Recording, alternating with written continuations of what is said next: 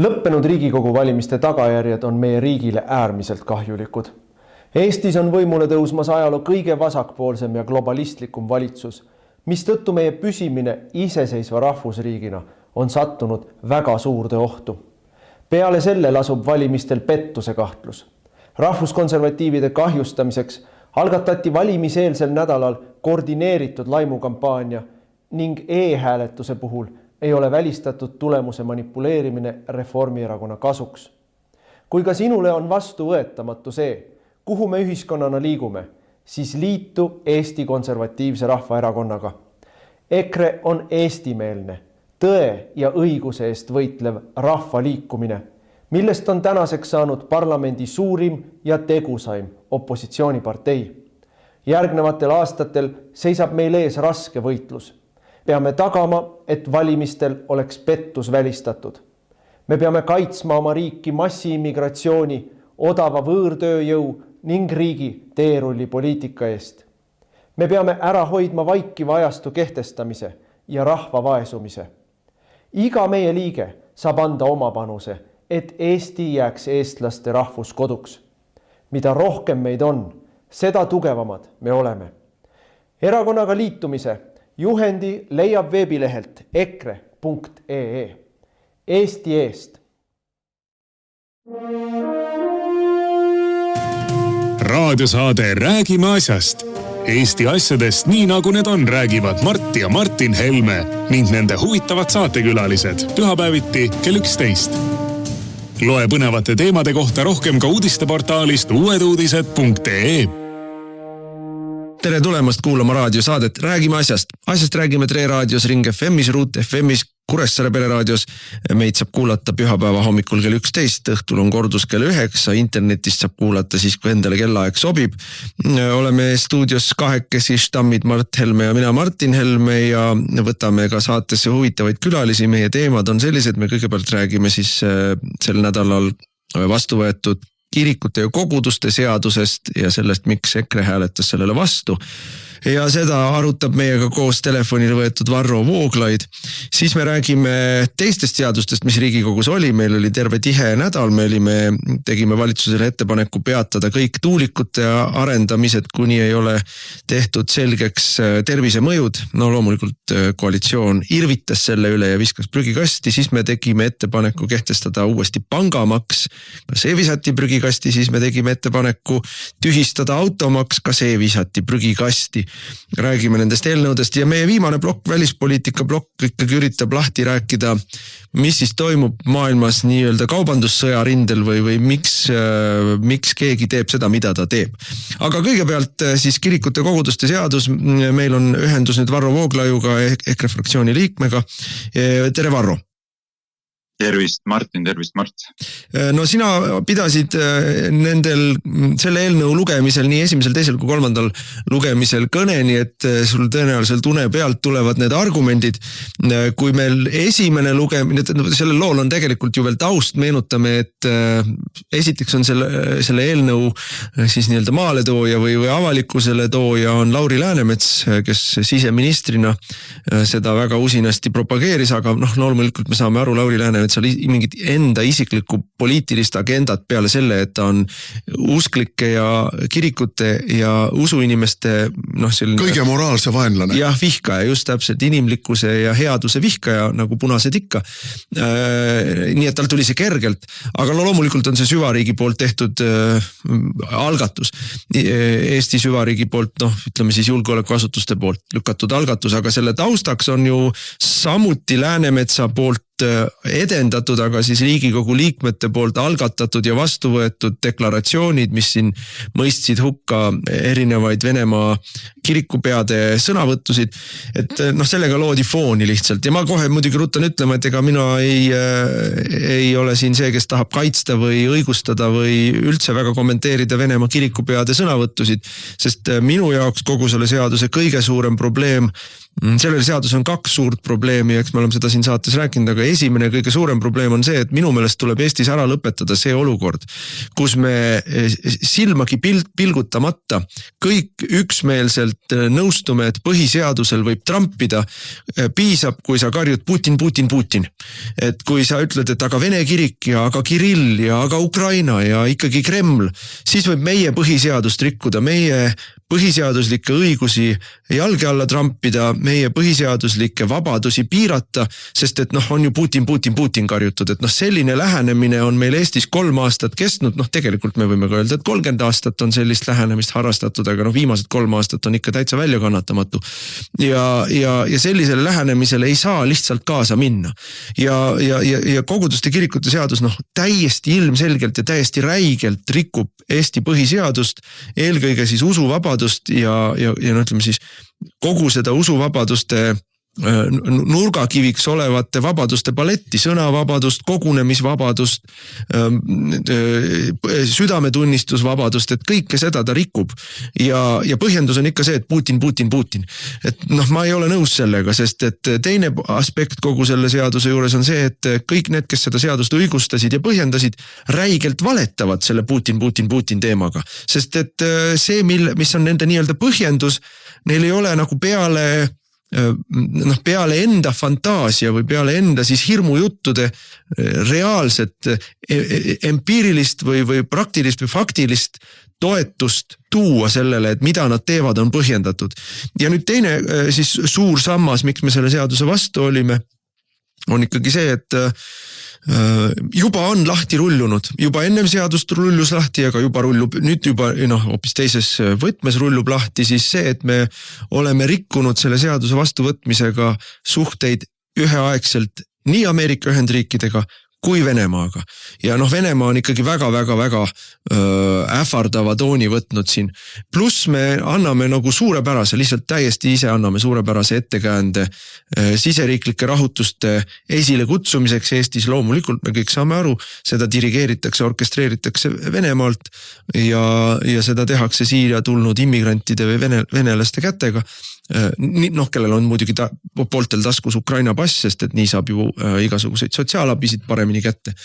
Aga me oleme kõik selle olukorra ise loonud ja ma ei ole üldse kindel, et seda olukorda siis meie julgeolekuasutused ja Reformierakond ei ole teadlikult ja tahtlikult loonud, sest me tuletame meelde eelmine kord, kui siis meil oli siseriiklik selline mäsu ehk pronksiööd, see ju töötas suurepäraselt Reformierakonna populaarsuse kasvatamiseks, et ma ei ole üldse kindel, et seda ei tehta praegu meelega, aga sellel on väga suured riskid ja väga suur oht meile eksistentsiaalselt. Minu meelest on see täiesti riigivaenulik, rahvavaenulik, süüdimatu käitumine. Aga annan sulle, Varro, sõnajärje üle, et anna siis meile oma vaadet. Ja, eks sa oled väga palju olulist juba esile toonud ja kokku võtnud ja suures osas jääb üle ainult nõustuda. Mõned remargid võib-olla siis samad poolt, et esiteks loomulikult see venemeelsuse süüdistus on muutunud ammu naeruväärseks ja sellega on manipuleeritud päris pikalt inimesi ja avalikkust ja ühiskonda. Ja tegelikult meie ise peame ka nagu valima, et kas me allume sellise manipulatsioonile või ei allu. Ja minu väga tungiv positsioon on küll see, et see on ebaväärikas, sellele alluda mingil juhul ei tohi. Ei saa olla nii, et kõik olulised argumendid, kõik olulised vaidlused suretatakse ära lihtsalt sellega, et kui sa ei nõustu selle narratiiviga, mis meie ette lükatakse, siis te olete mingid venemeelsed Kremli käsilased ja ongi kõik. Ei, sõitke seenelema sellise jutuga. Ja põhiseadus ei ole tühi sõnakõlks. Ei tohi olla. Nende jaoks on, aga meie jaoks ei ole. Ja kui ka Vene ohu neutraliseerimise loosungit lehvitades asutakse trampima jalga alla põhiseaduse olulisi aluspõhimõtteid, nagu seda on usuvabadus, nagu seda on õigusriikluse põhimõte, siis me ei saa sellega nõus olla ja ei olegi. Rääkimata sellest, et tegelikult, ja see on nüüd väga oluline punkt, tegelikult kogu selle projektiga, nagu sa ka osutasid, ei vähendata julgeolekuriske, ei kahandata neid, vaid täiesti selgelt suurendatakse. Nii et kogu seda protsessi on iseloomustanud väga palju meeletult palju valetamist, vassimist ja manipuleerimist, kusjuures, nagu me eelmisel nädalal kuulsime, ei piisa Vabariigi Valitsuse ja ka Siseministeeriumi kommunikatsioonispetsialistide armeest juurde on palgatud isegi metakommunikatsioonibüroo, mis siis aitab rohke valetamise, vassimise, manipuleerimisega avalikkusel seda projekti kurgust alla suruda. Aga nüüd sellest julgeoleku probleemist veel korraks lähemalt rääkides, siiamaani ju ei ole mitte keegi vähekenegi veenvalt suutnud esile tuua mitte mingisuguseid fakte, millest reaalselt nähtuks, kuidas siis Eesti Kristlik Õigeusu Kirik, endise nimega Moskva Patriarhaadi Eesti Õigeusu Kirik või Pühtitsa klooster kujutaks endast reaalselt julgeolekuohtu Eesti ühiskonnale või kuidas nende kanoonilised sidemed kujutaks endast ohtu Eesti ühiskonnale, Eesti julgeolekule ja põhiseaduslikule korrale. Mitte midagi sellist ei ole, isegi tunnistatakse, et ega ei olegi, ega ei kujutagi, aga nad võivad tulevikus kujuneda julgeolekuohuks ja sellepärast me peame sundima neid kanoonilisi sidemeid katkestama sundlõpetamise ähvardusel. Samal ajal ei suudeta ka kõige vähemalgi määral ära näidata, kuidas nende kanooniliste sidemete katkestamine välistaks siis reaalse mõju Venemaal, kui see mõju eksisteerib ja kui seda soovitakse kasutada. Selleks põhikirja on kirjutatud sisse, et on kanoonilised sidemed või mitte, ei mõjuta ju vähimalgi määral seda, et säilivad institutsionaalsed ja isikute vahelised suhted, mida saab vajadusel kasutada. Vastupidi, kui seda siis survestatakse, alandatakse, käsi väänatakse, eks, minu meelest väga selgelt kasvatatakse seda riski, et hakataksegi seda mõju avaldama. Nii et kogu see asi on täpselt vastupidine sellele taotlusele, mida meile räägitakse, rääkimata sellest, et kui olukord peaks jõudma nii kaugele, et nad peavadki hakkama kloostrit ja kirikut sundlõpetama, nagu selle projekti taustal olev ähvardus ju ette näeb, siis on täiesti selge, et provotseeritakse tõsine sisemine ja väline konflikt, mis siis ilmselgelt ei ole mitte kuidagi Eesti ühiskonna parimates huvides. Nii et seda juttu kokkuvõttes mina ütlen küll, et kogu meie välis- ja julgeoleku poliitiline selline retoorika ja narratiiv rajaneb täiesti loosungitega vehkimisel, ei ole tõsiselt võetav ja teeb mind väga murelikuks, sellepärast, et ma ei näe, et julgeolekuohtu vähendatakse või nüüd pidevalt tegelikult hoopis kasvatatakse. Mart oli siseminister ja ütleme siseministeeriumis ju kogu aeg monitooritakse kõik võimalikke nii sisemisi kui välimisi. Meil on lausa ju 2 erinevat luureasutust, üks mis tegeleb siis vastuluurega Eestis sees, teine mis tegeleb luurega väidetavalt Eestis väljas, aga rohkem vist pühendavad oma energiat küll Eesti sisse. Ja mis on selge igale ühele, kes midagi teab Eesti sisejulgeolekust, on see, et võrreldes 2007. aastaga on Eesti sisejulgeoleku võimekus oluliselt kahanenud. Lihtsalt politseinikke on palju vähem.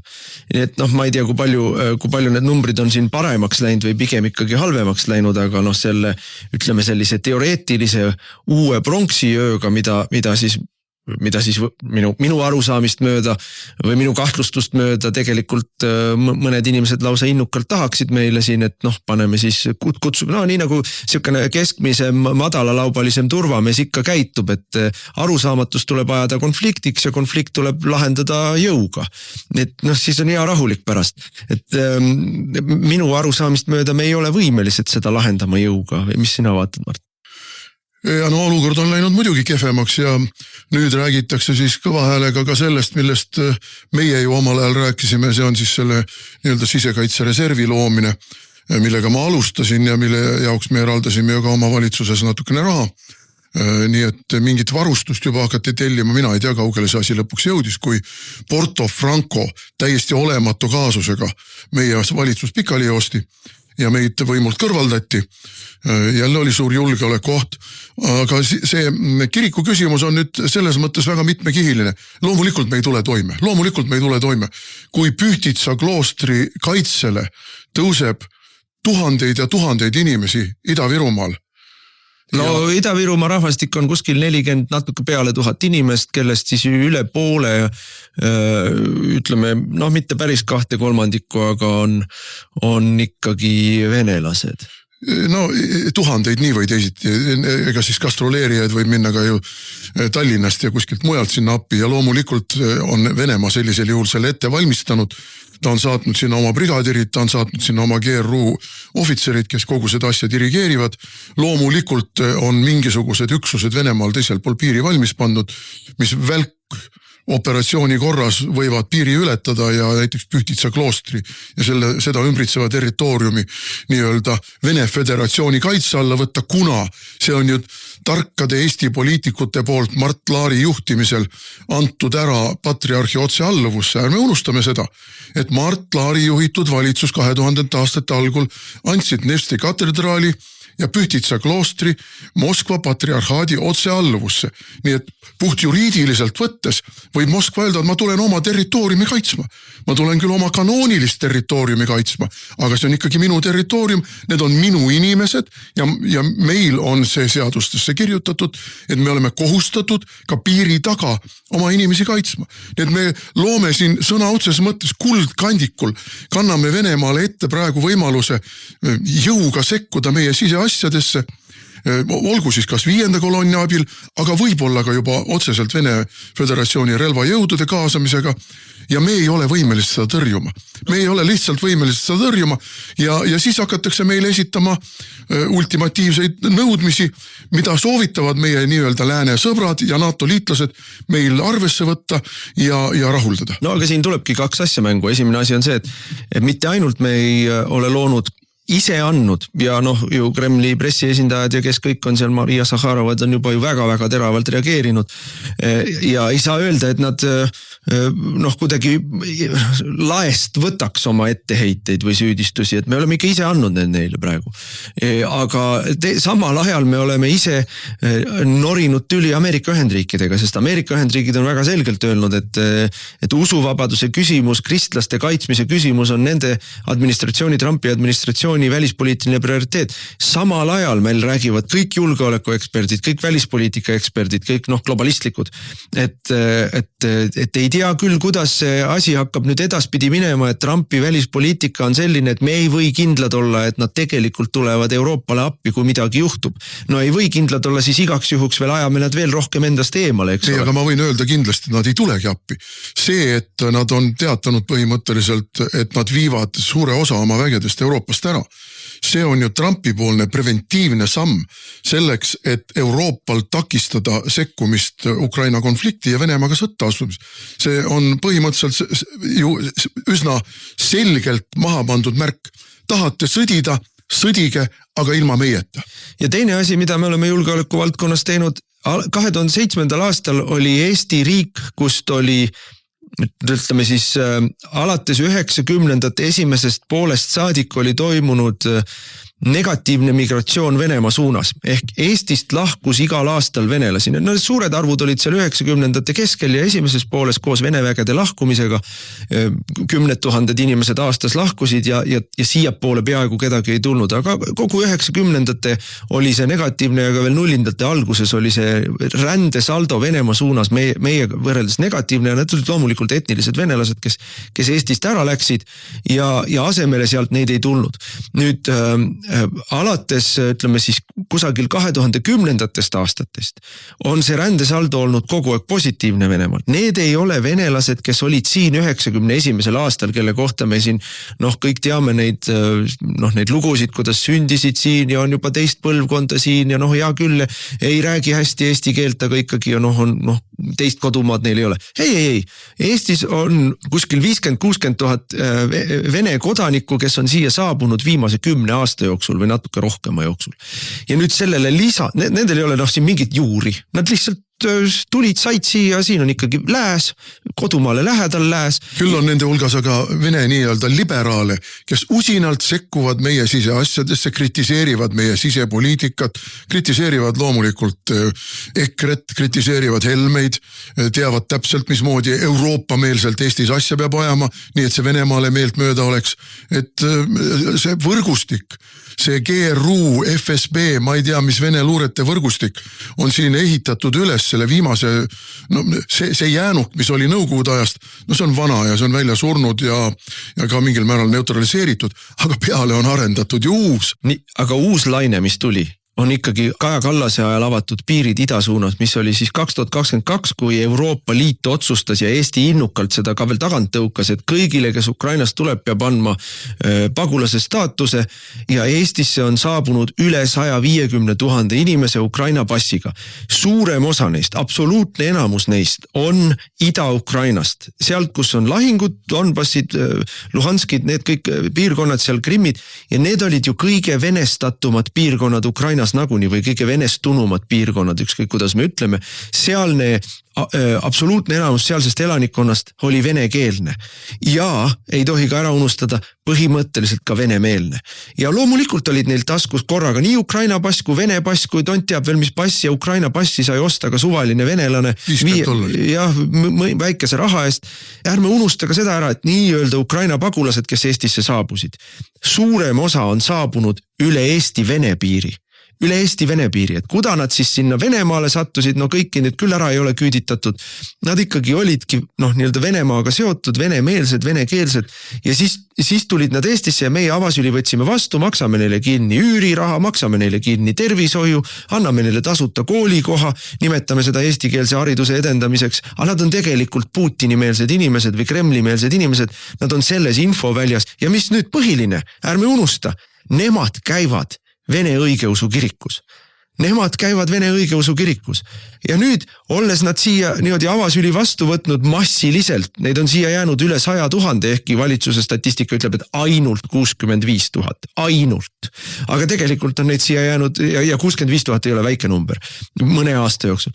Et nad on siin, see on täiesti kontrollimata seltskond. Mitte mingit taustakontrolli ei ole nende üle. Ja me oleme siis vähendanud oma politseijõude, me oleme suurendanud siinset 5. kolonni ja nüüd norime tüli korraga nii Ameerika Ühendriikide kui Venemaaga ja olles nii-öelda oluliselt suurendanud seda reservuaari, kelle hulgas võib olla see nii-öelda mäss alata, anname neile siis omalt poolt provotseerime seda mässu. Minu meelest on riigi ja rahva vaenlased tegelevad sellega.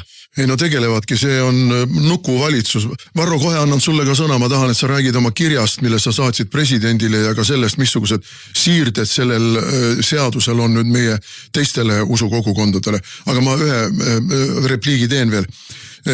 See on nukuvalitsus, mille ülesanne on maha pandud Londonist. London ei kuula enam Washingtoni sõna ja Washington ei tahagi, et London kuulaks tema sõna, see valitsus, sest et Washington tahab, et see valitsus ajaks ennast umbe sellistesse konfliktidesse, et ta on sunnitud kukkuma ja siis Washington paneb endameelse valitsuse paika, nii nagu see ajaloos alalõpmata on käinud, et igasugustele nõrgematele riikidele dikteeritakse, missugused valitsused neil võivad olla.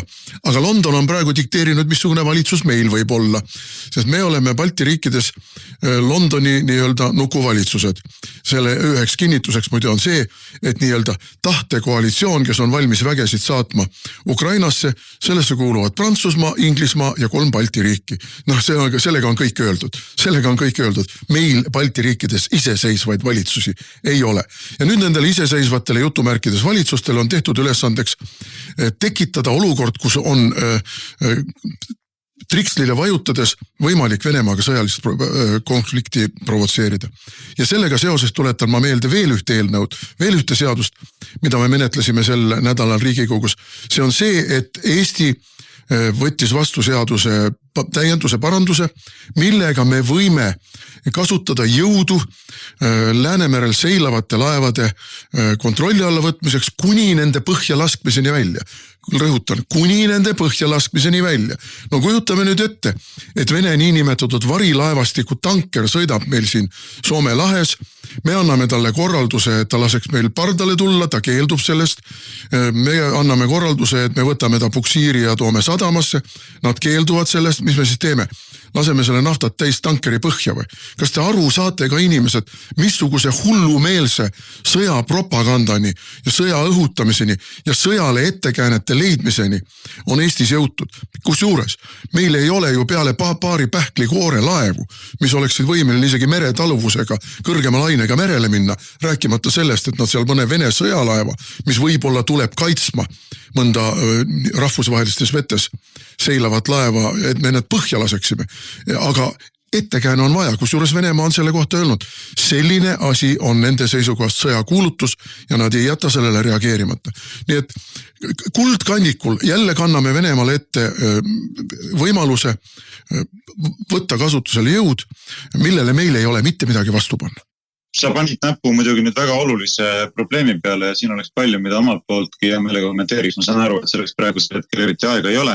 Aga see asi on väga oluline, mida sa ütlesid ja ma arvan, et see on asi, mille peale inimesed peaks ka rohkem mõtlema, et ei ole sugugi välistatud, et see seltskond, kes on meil võimu juures, ei tegutse lähtudes Eesti rahva ja riigi parimatest huvidest, ei seisa selle eest, et meie julgeolekuohte reaalselt kahandada, et meie julgeoleku olukorda reaalselt parandada, et reaalselt suurendada seda tõenäosust, et meile sõdasi ei tuleks, vaid järgides väljaspoolt saadud instruktsioone tegutsetaksegi selle nimel, et siin suhteid pingestada ja luua potentsiaal selleks, et kui keegi tahab tikku tõmmata, siis on võimalik siin konflikt suuremalt lõkkele puhuda. See on täiesti reaalne asi, mida võivad teatud huvigrupid taotleda ja ei ole sugugi võimatu, et meie poliitiline ja bürokraatlik juhtkond olulises osas on põhimõtteliselt värvatud ja sisuliselt aitab seda sama programmi ellu viia. Sellest ise aru saades või mitte aru saades. Aga mis puudutab seda pöördumist presidendi poole, mida sa osutasid, siis nojah, sai kohe pärast lõpphääletust pöördumine saadetud, ma eelnevatel päevadel juba valmistasin selle ette, sest ma teadsin, kuidas see asi lõpeb. Ja põhiseaduse kohaselt president peaks olema põhiseaduse kaitsja, ehk kui võetakse vastu seadus, mis on ilmselgelt põhiseadusega vastuolus, nagu kõnealune seadus seda ilmselgelt on, rikkudes nii süütuse presumptsiooni kui ka usuvabadust kui ka õigusriikluse printsiipiks, siis president ei tohiks tegelikult sellist seadust välja kuulutada, vaid ta peaks selle saatma tagasi parlamenti. Ja kui parlament võtab selle muutmata kujul vastu, siis peaks president pöörduma Riigikohtu poole, et algatada põhiseaduslikkuse järelevalve menetlus seaduse põhiseaduse vastaseks tunnistamiseks. Ehk ega mul mingisuguseid illusioone selles suhtes ei ole, just kui president oleks nüüd selline siiras ja ausameelne põhiseaduse kaitsja. Me oleme varasemalt korduvalt näinud, kuidas ta pigistab põhiseaduse rikkumiste suhtes silmad kinni, aga vähemalt tuleb ta panna sellesse olukorda, kus ta siis peab otsustama, et jah, mis see ikka, osalen selles mätsimises, osalen selles tegevuses. Aga võib-olla kõige viimase lausena, mis ma omalt poolt ütleksin, on ka see, et minu jaoks tegelikult kogu selle asja taustal on veel väga palju suurem probleem, mis räägib midagi meile sellest, et milline riik Eesti Vabariik üleüldse on. Ja mis on minule kuidagi õudselt raske seedida, on ikkagi selline järjepidev äratundmine, et kui vähe meil on sellist enesekindlust, kui vähe meil on riiklikku väärikust, kui vähe meil on suuremeelsust, kui vähe meil on sallivust, eks. Kõik see on see, mis selle eelnõu menetlusest meile vastu vaatab. Selline väikese hingeline, kitsarinnaline koolikiusajalik soov endast nõrgematele ära teha suure valetamise ja vastimise ja enesele vastu rinda tagumise saatel. Et kas te kujutate ette, kui hale see tegelikult on? Sa võtad ette nunna kloostri. Kujutad ette, siseminister kogu oma aparaadiga võtab ette siis nunna kloostri. Ütleb, raisk, nüüd me näitame, kelle jalas siin tegelikult püksid on ja kui kõvad mehed me oleme, et kas teete nii, nagu me ütleme või tee.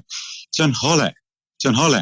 Väljapoole, suuremate ja tugevamate poole on selline arglik, lömitav, limukalik pugemine. Ja siis endast nõrgemate suhtes on selline koha kätte näitamine, enese tõestamine. See on umbes nagu selline lugu, kui sa töötad kuskil ettevõttes, ülemus sind alandab teiste ees seal igapäevaselt ja siis tuled koju ja annad koerale ja naisele peksa ja ütlen, et nüüd ma näitan teile, et kes siin peremees on, eks.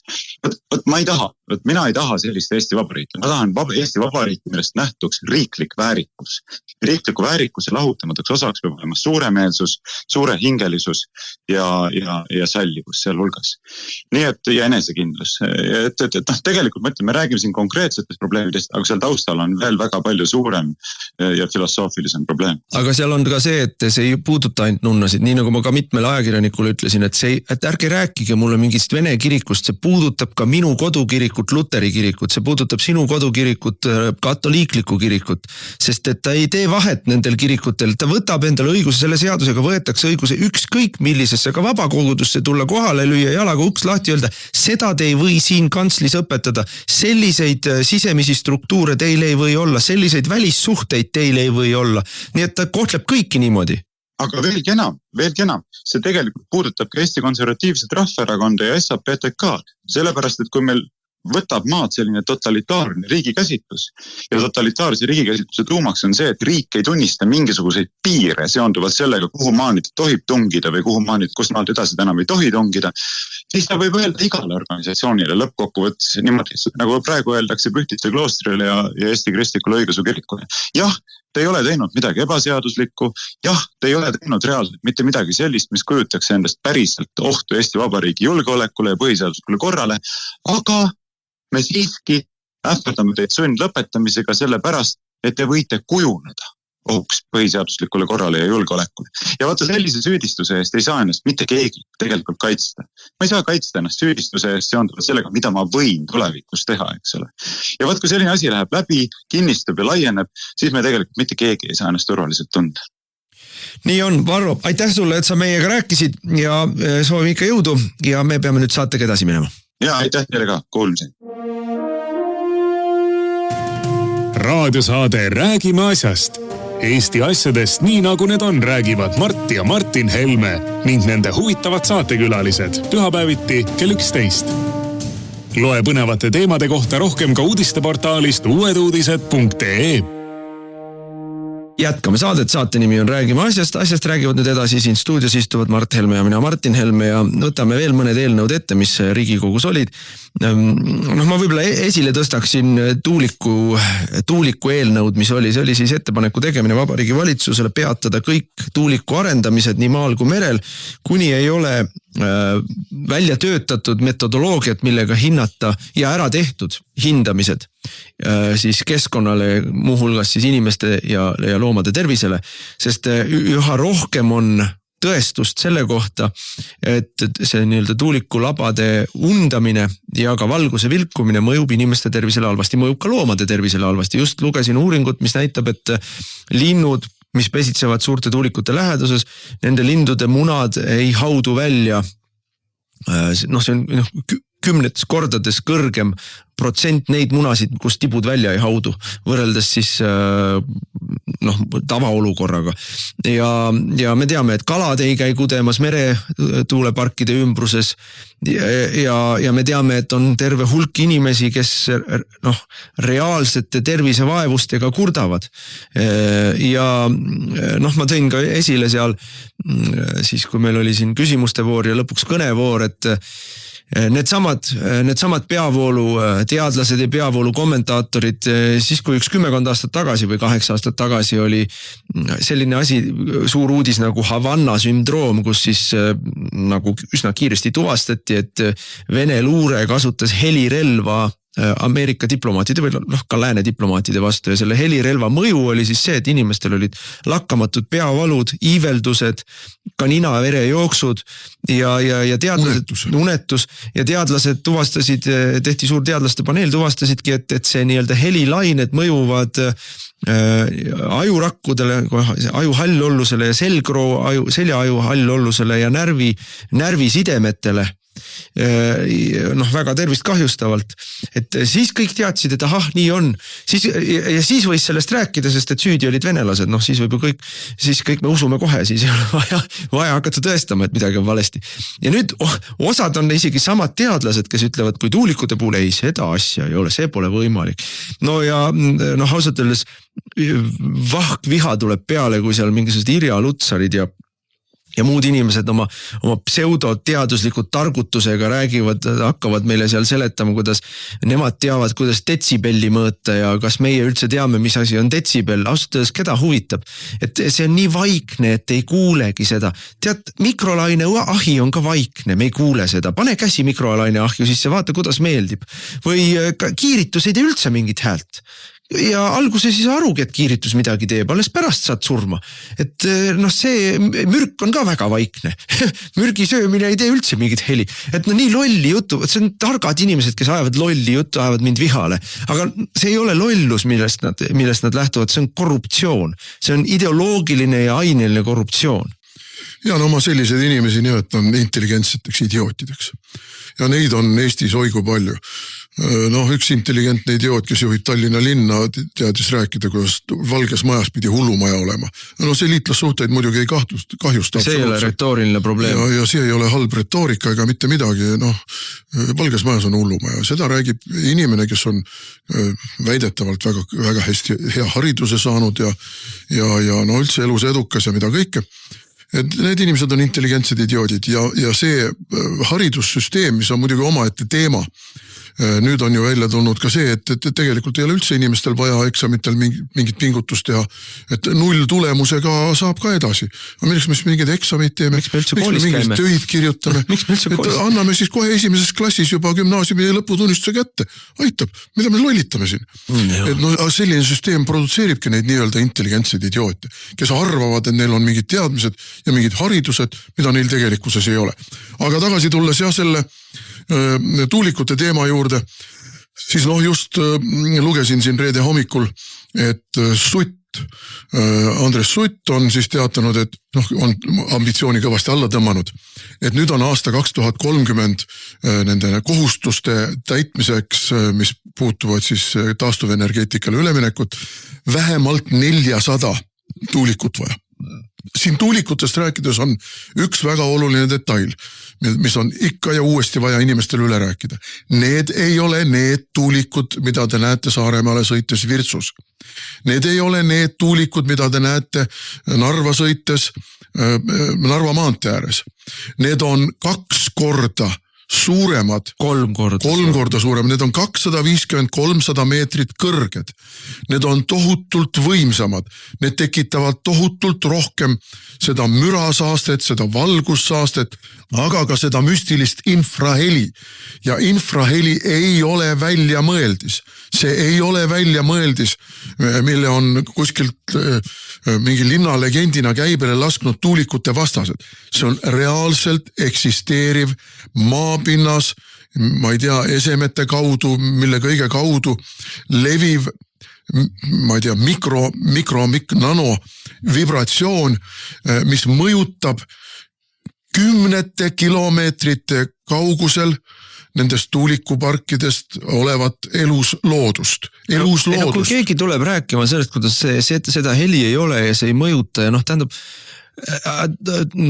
omal ajal doktor Mengele ikkagi tegi katsetusi ennem sõda Saksamaal ja tappis inimesi heliga. Ja tappis inimesi. Me teame, et Kaug-Idas oli piinamismeetod see, et inimesed pandi suurde kongikellade alla ja taoti seal mõne päevaga olid surnud sellest helist seal.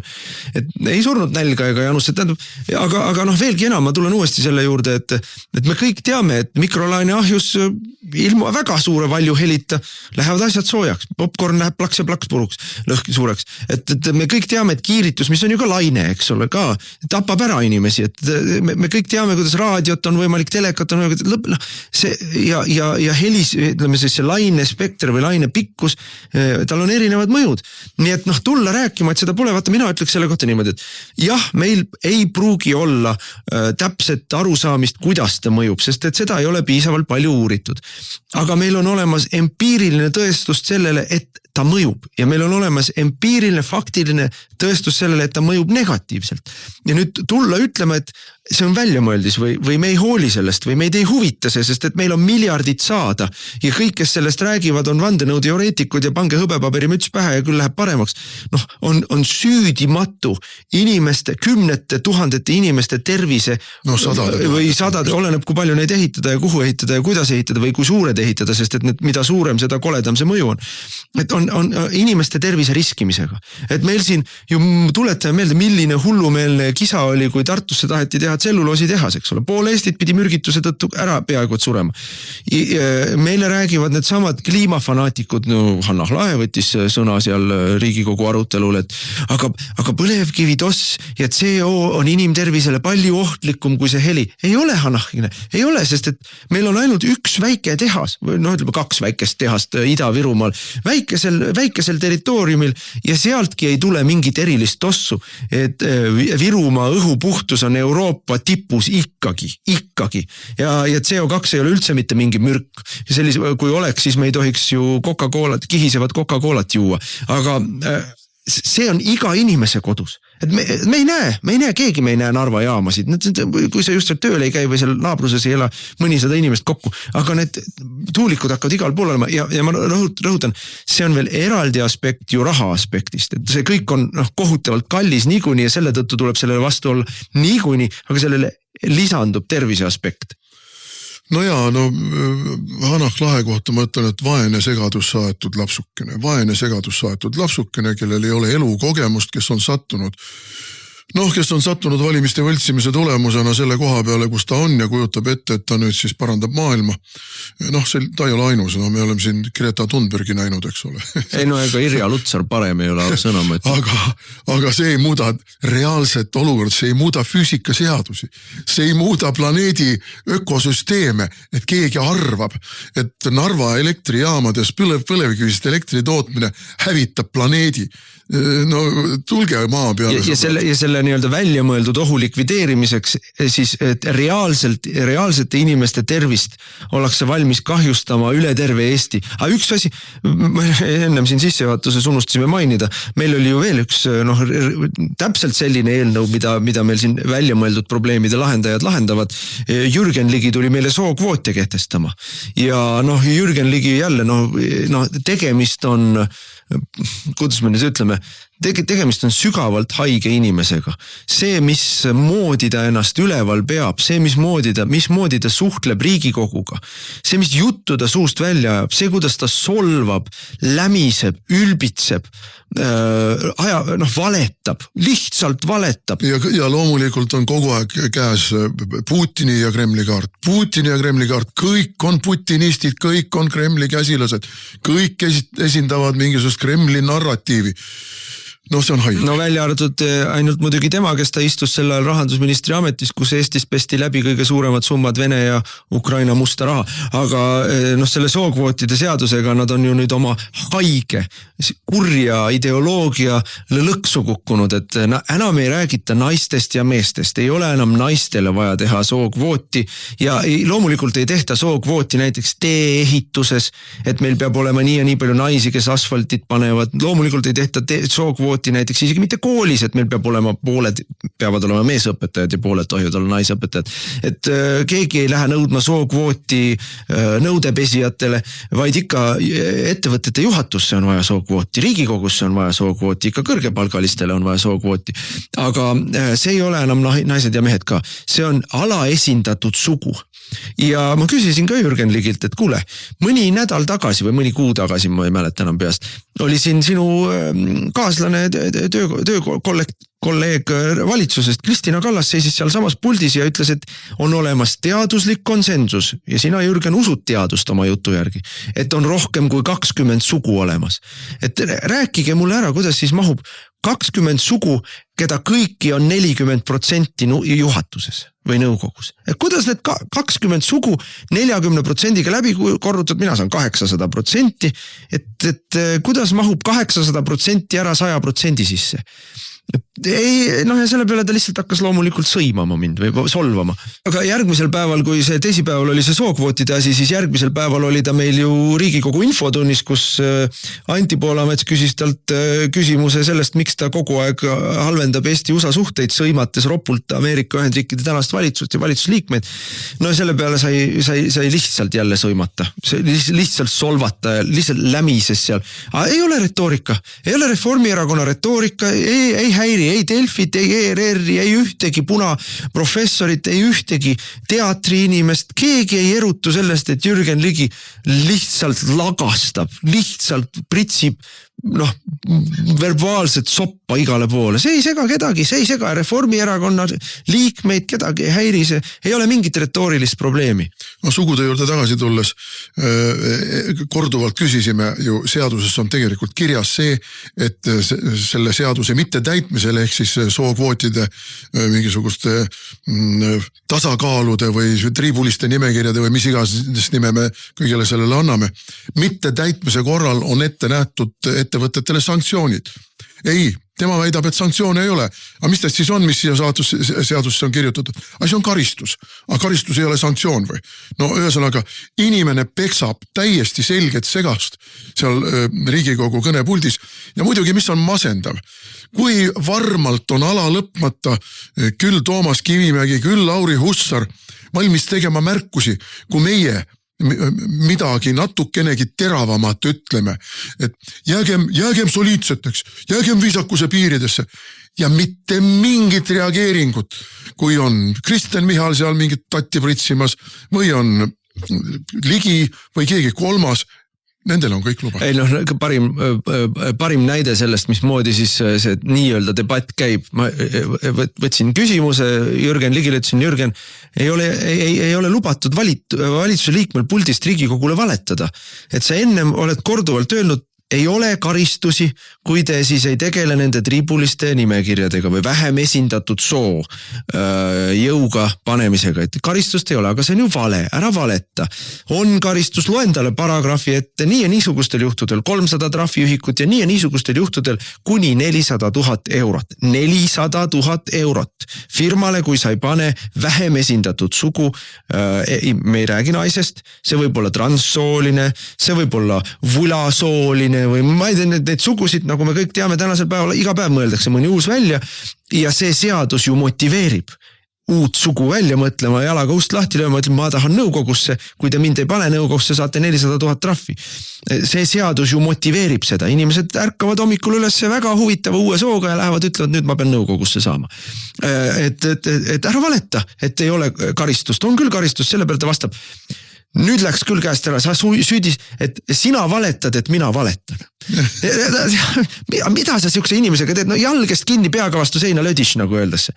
Et see on lihtsalt võimatu, aga noh, meil aeg hirmsasti surub peale, peame rääkima, aga lihtsalt markeerime ära, et tegime, ma ei tea, 10. korda ettepaneku kehtestada pangamaks. No loomulikult mitte. Aivar Sõeldori puldis rääkis, ei tohi teha pankadele, ei tohi teha, see mõjub majandusele halvasti. See ei mõju majandusele halvasti, et me oleme 2 korda tõstnud käibemaksu, tühja temaga. See ei mõju majandusele halvasti, ei tekita piirikaubandust, et me oleme jälle tõstnud mitu korda aktsiisimaksu. See ei mõju majandusele halvasti, et me oleme inimesi vaesemaks teinud, tõstes 2 korda tulumaksu ja võttes neid tegelikult raha vähemaks, millega me pärsime ju tegelikult inimeste ostmist ja ostujõudu majanduse siis sisetarbimist. See kõik ei mõju, aga vaata, kui sa pankadelt võtad enneolematult suure ja tavapärastest, ebatavalistest tingimustest tekitatud rahavoost natuke ära riigile, vot see on halb. Aga tagasi tulles selle teema alguse juurde, see oli tuulikud ja tuulikute toimimise puhul põhjalike ja mitmekesiste uuringute läbiviimine, see ei puuduta mitte ainult infraheli, see puudutab ka valgusreostust, see puudutab mürareostust, see puudutab utiliseerimise küsimusi, siin on terve hulk küsimusi, mis kõik räägivad sellest, et see on ülikahjulik loodusele, aga see on kasulik, sest et riigid doteerivad, toetavad taastuvenergeetika ettevõtjaid, teatud kindlad valitud ringi ettevõtjaid, mis on puhas, kõige puhtakujulisem korruptsioon. Noh, loomulikult lükati see tagasi. Ja lükati ka pangamaksu, esimene lugemine kukutati läbi ja automaksu tegime ettepaneku tühistada, noh ma ei tea kui mitmendat korda juba, aga lõpuks tuleb seda teha ja loomulikult lükati ka see tagasi, sest et pangamaksu me võtta ei saa, 100 miljoneid pankadelt võtta ei saa, sellepärast et võtta ei tohi. Aga 100 miljonit teie Eesti inimeste taskust, maainimeste taskust, regionaalpoliitika arvelt, inimeste liikumisvabaduse arvelt, vot seda võib teha. Ei no emade ja laste arvelt. Ja noh muidugi küsimus, mille ma küsisin kõigilt reformierakondlastelt, kus see parempoolne valitsus meil siis on? Kus see parempoolne valitsus, lubasite tulla makse alandama? Ei alanda, ühtegi maksu te tegelikult ei alanda, isegi seda maksu, mida te lubasite alandada, pole eelnõud nähtud veel. Jutuks on jäänudki ainult, mingit parempoolset valitsust meil ei ole, ikka jätkuvalt röövellik kamp lihtsalt. No ma tuleks tagasi kõige selle juures tegelikult juba sellesse aastatagusesse aega jääva obstruktsiooni juurde. Obstruktsiooni puhul ju Riigikohus andis õiguse ühele osale Riigikogu juhatusest ehk siis koalitsiooni esindavatele Riigikogu juhatuse liikmetele tegeleda Riigikogu enesekorraldusõigusega ja selle läbi tasalülitada opositsiooni, sest Riigikogu peab saama töötada. Vaat nüüd me ka kõikide nende eelnõude, mis meie poolt esitati, need maksude tühistamine ja nii edasi, eelnõude raames me nägime, missugune on siis see, kui Riigikogu saab töötada. Tulevad komisjonide esindajad, kes on loomulikult koalitsioonist ja kordavad kulumiseni ära leierdatud ja tõele mitte vastavaid argumente ja suruvad lõpuks läbi koalitsiooni tahtmise. Ja see ongi see, et Riigikogu saab töötada. Ühesõnaga, Riigikogu saab töötada Eesti rahva kahjuks. Ja see on igati õigustatud. Raadiosaade Räägime asjast. Eesti asjadest nii nagu need on, räägivad Mart ja Martin Helme ning nende huvitavad saatekülalised pühapäeviti kell 11. Loe põnevate teemade kohta rohkem ka uudisteportaalist uueduudised.ee. Jätkame saadet, saate nimi Räägime asjast ja nüüd meil on jäänud natukene jupikene aega, et rääkida välismaa asjadest ka. Ikkagi tuleb nii-öelda vastu mürki anda inimeste ajudele sellele, mis toimub meil siin peavoolumeedias seoses Trumpi tollipoliitika ja väliskaubanduspoliitikaga. Kõik, mida teile räägitakse, on kas vale või, kuidas me siis ütleme, kantud sellest, et lihtsalt ei saada aru, mis toimub. Aga ma üldiselt arvan, et põhimotivaator on siiski teadlik valetamine, et Trump kehtestas, oli juba esimesel ametiajal Trump kehtestas ju tolle, need tollid töötasid hästi. Et selles mõttes ei vasta tõele jutt, et need tekitasid Ameerikas inflatsiooni. Ameerikas tekitas inflatsiooni see, et Biden tuli võimule ja asus kulutama raha, mida tal ei olnud, ehk trükitud raha. See tekitas inflatsiooni, mitte tollid. Siis see suurendas juba tookordsed tollid ja neid ta tegi vähe ju suhteliselt Hiinale mingeid. Et need suurendasid Ameerikas tegelikult tööstustootmist. Tööstustootmine omakorda suurendas kohalikku tööhõivet ja suurendas ka kohalikku palgatõusu. Ja see omakorda suurendas siis Ameerika majanduse tootlikkust ja konkurentsivõimet ja muu hulgas muide ka loomulikult maksulaekumisi, nii et need tollid tegelikult töötasid tal juba esimese ametioleku ajal, aga neid ta tegi tookord vähe. Siis ta nüüd valimiskampaanias süstemaatiliselt rääkis tollide kehtestamisest ja rääkis, et kõik, kes meid kaubanduslikult nii tollipoliitikaga, aga ka regulatiivsete tõketega ära kasutavad, et nendele me lõpetame selle asja ära. Ja regulatsioon on siin, nende Ameerika tänase valitsuse, ütleme siis vaatest on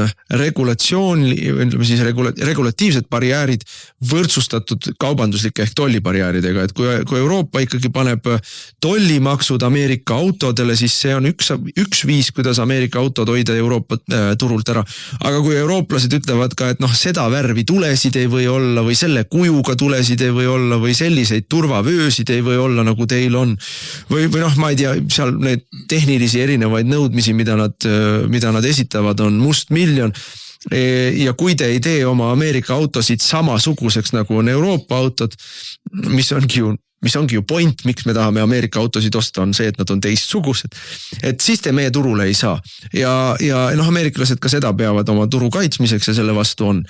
Ja Trump kehtestas need tollid, selle peale läks maailma majandus läks muidugi hulluks ja läkski hulluks, aga see eesmärk oligi hulluks ajada, et ärme unusta seda ära, et see on Trumpi meetod, on ajada hulluks. Vähem kui nädal olid need tollid jõudnud olla, siis ta osadelt võttis tollid maha. Ja põhjus oli väga lihtne, meie meedia jälle kajastas seda umbes niimoodi, et Trump vandus alla või oli sunnitud taganema. Ei, loomulikult ta ähvardas, et ma ei võta ja ma ei tee neid maha, aga ta näitas kõigile ära, et mis on see valu, mida te hakkate tundma, kui te meiega läbi ei räägi ja kui te ei ole nõus meiega kokku leppima. Ja niipea, kui ta need tollid kehtestas, üle 70 maailma riigi kohe ütlesid, et ei, ärme tee tolle, lepime kokku.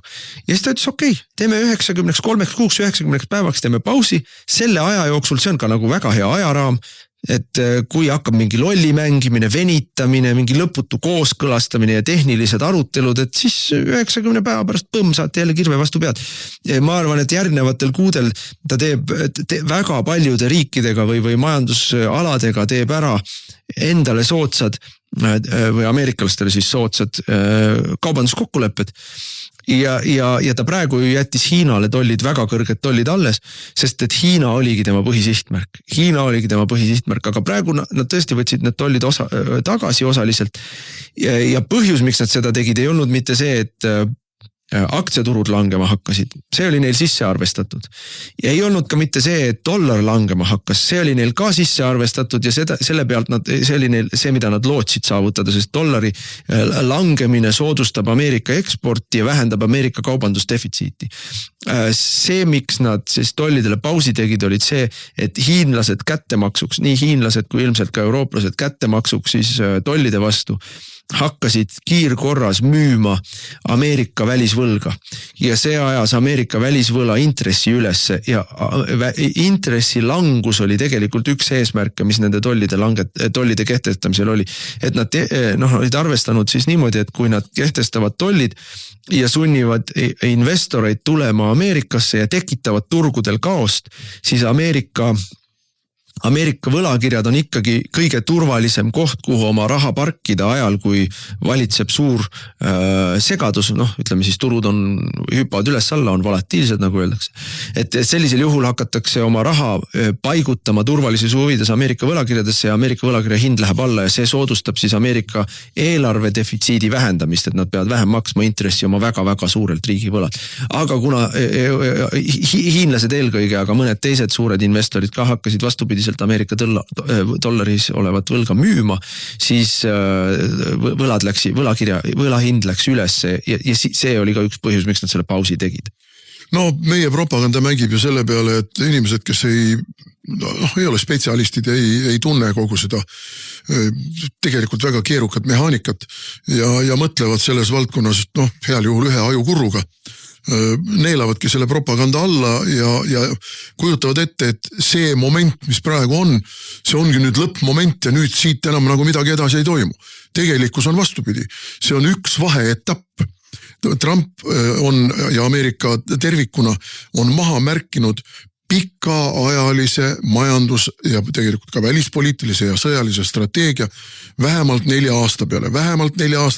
No ma ütlen järgmise 40 aasta peale. Ja tõenäoliselt ei ole demokraatidel mingit šanssi ka 4 aasta pärast.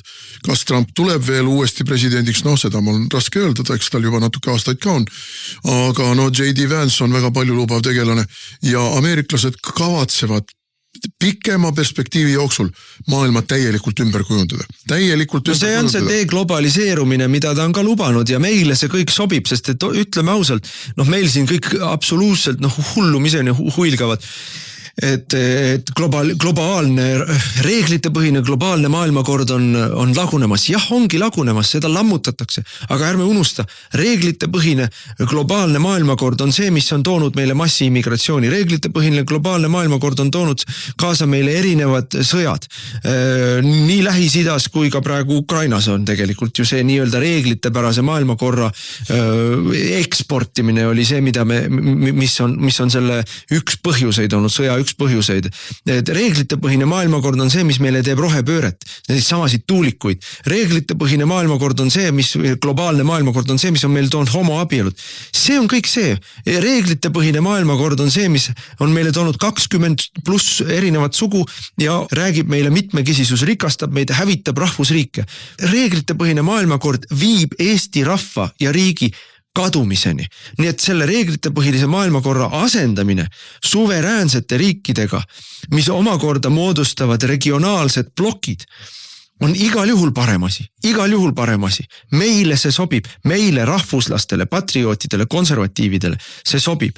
Loomulikult ei tule see uus maailma ümberkorraldamine, selle vana globalistliku maailma globalistliku maailmakorra lammutamine ei tule ilma vaevata.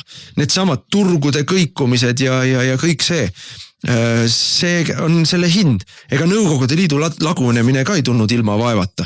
Terve hulk inimesi ei elanudki seda üle, jäidki sotsiaalselt nii-öelda hammasrataste vahele. Aga Nõukogude Liidu jätkamine ei olnud ka ikkagi see, mida me oleksime pidanud tahtma. See murrang, mis praegu on tegelikult palju suurem kui see, mis oli Nõukogude Liidu lagunemisega. Siis põhimõtteliselt säilis see nii-öelda Jalta maailmakord, see 1945. aasta Jaltas Potsdamis paika pandud maailmakord, mis ja triivis sinna, kuhu tegelikult ei olnud nagu plaanis algul ehk külma sõtta, aga maailmakord kui niisugune püsis. Ja pärast Nõukogude Liidu lagunemist, idabloki lagunemist ka see sama Jalta maailmakord põhimõtteliselt Ameerika oli ainus superriik, mis alles jäi. Aga nüüd ameeriklased ütlevad, et ei, see kord ei ole meie huvides. Kõik need ÜRO-d, kõik need OSCE-d, mis olid külmasõja instrumendid, tegelikkuses mitte midagi lahendada ei suuda. Vastupidi, probleeme ainult suudavad juurde tekitada. Ja seetõttu tuleb nad kõik alla vetlasta. Euroopa Liit, mis oli meie kinnitis, et Euroopas oleks rahu ja Euroopa oleks meie kontrolli all, Euroopa läänepoolne ja hiljem ka siis Kesk-Euroopa osa. See ei huvita meid enam. Meie soovime praegu Euroopa Liidu lammutamist ja asja ajamist riik riigiga ehk Ameerika Ühendriigid Eestiga, Ameerika Ühendriigid Hispaaniaga, Ameerika Ühendriigid Portugaliga. Nii me hakkame asju ajama ja kui teile see ei meeldi, siis me laseme teid alla vett kõigega koos. No Euroopa Liit, mina arvan sellest kaubandussõjast, nad tegelikult neil ei ole ühtegi tugevat kaarti, mida mängida. Nii nagu Ameerika... Nad ei saa aru. Jaa, nii nagu... Kas need pooled hoobised, kes seal juhivad Euroopa Liitu praegu, saavad millestki aru? Kurjad ja halvad eided, kes märatsevad, kõik te teate, keda me mõtleme. Aga siis, nii nagu ütles Ameerika rahandusminister Bessent, kui sa oled kaubandus ülejäägis, nii nagu Hiina on Ameerika suhtes, nii nagu Euroopa on Ameerika suhtes, siis kaitsedollide kehtestamisel sul ei ole midagi karistamiseks teha. Päris nii see muidugi ei ole. Näiteks hiinlased karistamiseks siis hakkasid Ameerika võlga müüma ja see tegi ameeriklastele haiget. Eks eurooplased üritavad sarnaseid asju teha, aga põhimõtteliselt sul on nõrgad kaardid ja nüüd on Euroopa Liidul on tegelikult väga tõsine selline sisemise ühtsuse hoidmise probleem, sest selles kaubandussõjas Euroopa Liit on teeninud Saksamaa ja Prantsusmaa huve eelkõige. Ja teised riigid ei ole huvitatud. Ei ole huvitatud Ida-Euroopa riigid, Põhja-Euroopa riigid, ei ole huvitatud Itaalia sellest, et nendel oleks kaubandussõda Ameerikaga selleks, et prantslastel ja sakslastel oleks mõned tööstusharud kaitstud. Ja kuigi Euroopa Liit on selline moodustis, kus siis väliskaubandus on täielikult komisjoni kontrolli all, et seal mingid ühehäälsustega riikide luba ei ole vaja, aga see tähendab ju tegelikult praktikas seda, et ühel hetkel riigid ütlevad, kuulge, me ei saa sellises Euroopa Liidus olla. See maksab meile liiga palju. Ja see tegelikult juba lähiaastatel, ma arvan, viib selleni, et Euroopa Liidust hakkavad riigid tahtma välja. No välja arvatud Eesti. Nii nagu Maalis, kustutame tule. Ja nii nagu selle sõja õhutamisega, nii nagu selle Venemaaga sõtta tikkumisega. Kui käsk ikkagi on niisugune, peremehed ikka ütlevad, et te peate. Ega see päris orja mentaliteet on siin Eestis ju valitsuse tasandil valdav. Need ei ole suveräänsed riigi ja oma rahva huvide eest seisvad poliitikud. Need on ju holopid, nad on ju päris orjad. Nad ju teevad seda, mida kuskilt keskusest kästakse teha. Nii nagu Eesti Nõukogude sotsialistlikus vabariigis siinsed tegelinskid tegid seda peaaegu kuni lõpuni välja, mida Moskvast kästi või kuskilt, võib olla vahetevahel ka Peterburist, Leningradist. Nii praegu tehakse nii, nagu kästakse Brüsselist või Londonist või seal, kus istub peremees. Lahendus, nagu me ikkagi alati ütleme, lahendus on EKRE, sest meie ei ole kellegi holopid, meie teenime Eestit. Täname kuulamast, kuulake meid jälle nädala pärast ja ilusat kevade jätku. Raadiosaade Räägime asjast. Eesti asjadest nii nagu need on, räägivad Mart ja Martin Helme ning nende huvitavad saatekülalised pühapäeviti kell 11. Loe põnevate teemade kohta rohkem ka uudisteportaalist uueduudised.ee.